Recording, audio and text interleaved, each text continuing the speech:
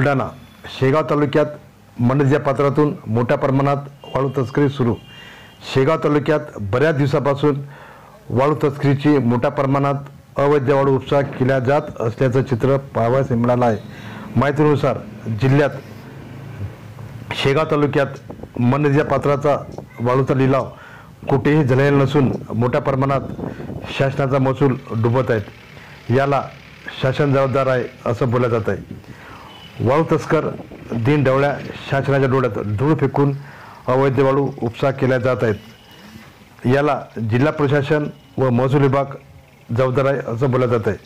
तरी वाळू तस्करावर कारवाई करावी अशी जनतेची मागणी आहे। Bureau report the Janata news Buldhana.